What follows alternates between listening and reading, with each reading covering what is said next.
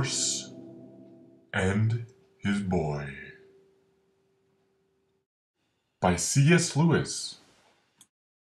Hello there, I am Tumnus the Toad, and I am going to tell you an amazing story. This young boy is named Shasta.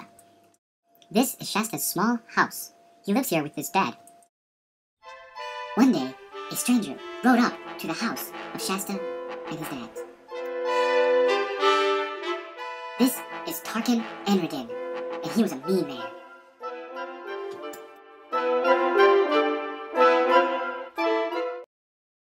I know that boy is not your son. You are correct. He is not my son. I found him in a boat that came to shore. I want to buy him. Shasta heard all the men were talking about. He had to escape, but how? He didn't even have a horse.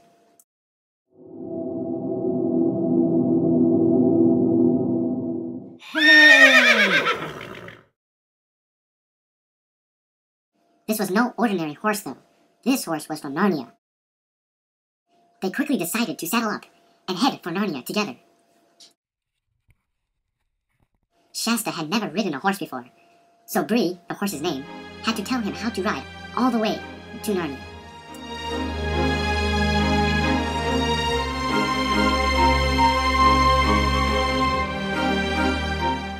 It was long and difficult, and there were many obstacles on the way, such as, yep, you guessed it, lions.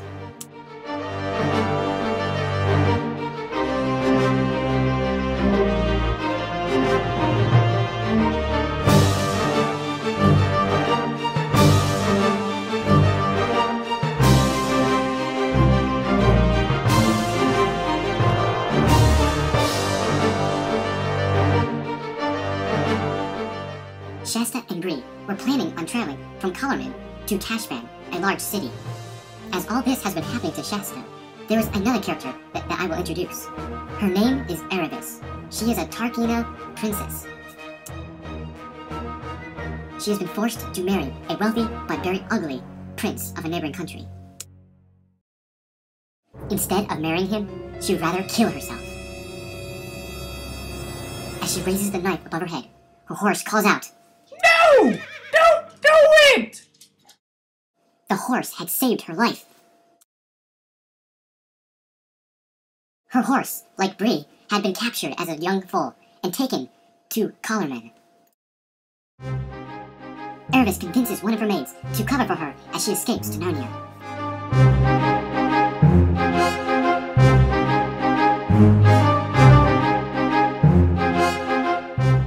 Along the way north to Tashban, Erebus and Shasta run into each other.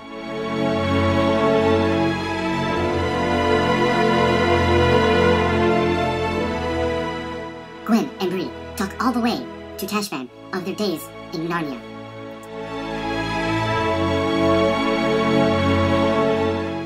While Shasta and Erebus sit there quietly.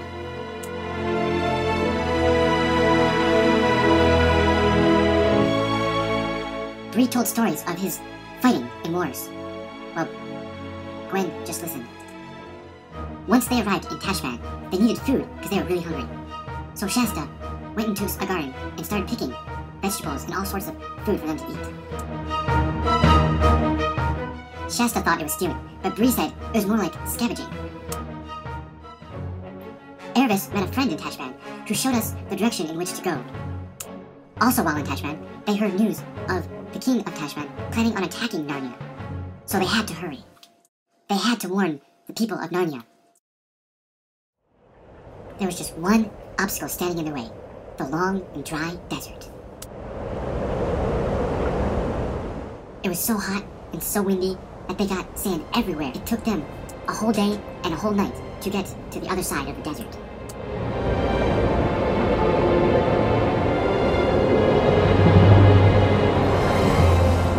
Finally, they made it to the other side, and there was water there.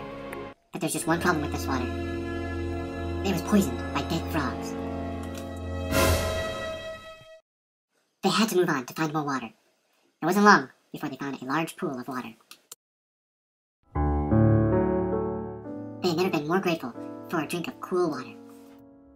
Since they were so tired, they decided to spend the night.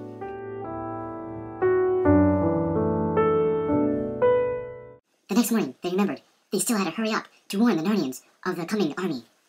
Once they reached Narnia, they found several dwarves, and they asked them for help. Narnia was so peaceful at the time that the dwarves didn't believe what they were saying. Eventually, the oldest elf was able to find help, and they sent Shasta on his horse to the king to tell him himself.